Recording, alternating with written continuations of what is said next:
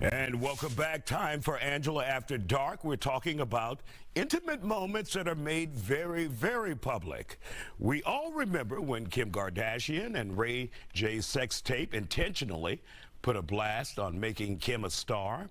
Now Shannon Sharpe is seemingly experiencing a different issue. Today he appeared to stream himself having sex on Instagram Live with sound only. He initially said his account was hacked, but tonight he says he's embarrassed about the whole thing, admitting that it was him.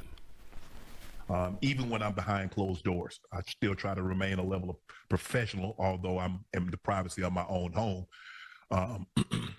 And I'm very disappointed in myself. Not for the act. I think there are millions and billions of people of consenting age that engage in activities. But to have your most intimate detail on the audio to be heard, I'm disappointed in myself.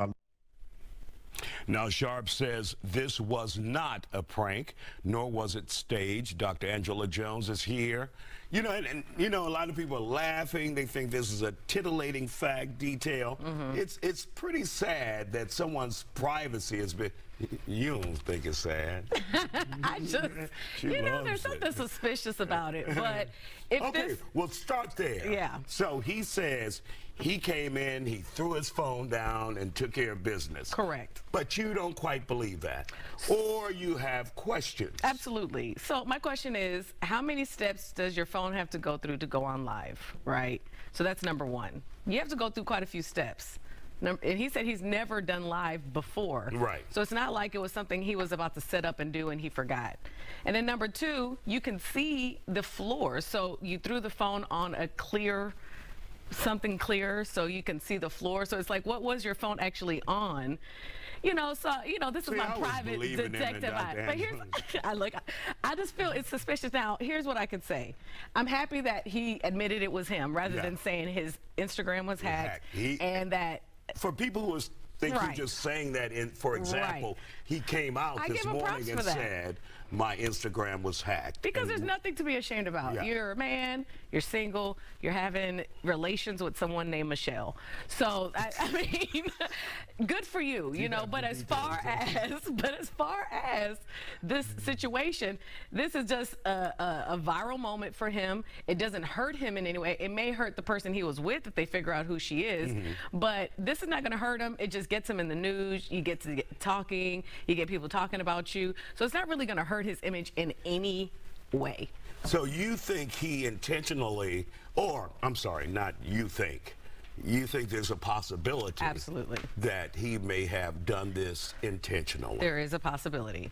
I just feel like there's a couple of things that happened that seemed suspicious, because maybe he didn't do it for himself. Maybe he did it for Michelle, so Michelle can have a viral moment. I don't really know. But if this was a regular person that wasn't famous, not looking for a viral moment, I definitely think that this can create a lot of embarrassment, a lot of shame. It can get people fired from work. You know, it can create a lot of issues for people like me or anybody around that accidentally records themselves and you can hear them having sex in the background. So for him, he's privileged because of who he is, his status, and all that good stuff. So in his case, any publicity is good publicity. Most publicity is good. Yeah, you know, that'll make people listen to his podcast. If the numbers were going down, it kind of you start remembering him again, just in case, you know, we started forgetting after Cat Williams' interview or whatever. So I think there's a lot of benefits for this for him, but I think for the regular Joe on the street accidentally recording himself, that's definitely damaging. So what do you do if you're a regular person and this happens to you? Your first piece of advice. My first piece. As I cough. Well, the first piece of advice I would say is, of course, delete it, but don't deny it. If you are someone who is of a public figure and you are worried about your image, I think it is better just to admit what you did rather than cover it up. But if you are in a space that it can risk your job or it can risk anything like that, I probably would have gone the first route he did and say, my Instagram was hacked. But as far as the embarrassment or the worry, I would definitely not ignore it. I would talk to somebody about it to make sure that I'm okay.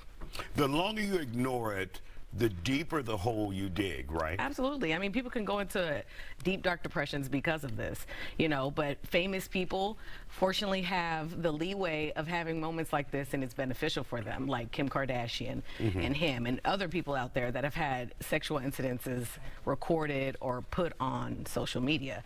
But for regular people, it can really end our lives. It can end our careers. It can end our reputations.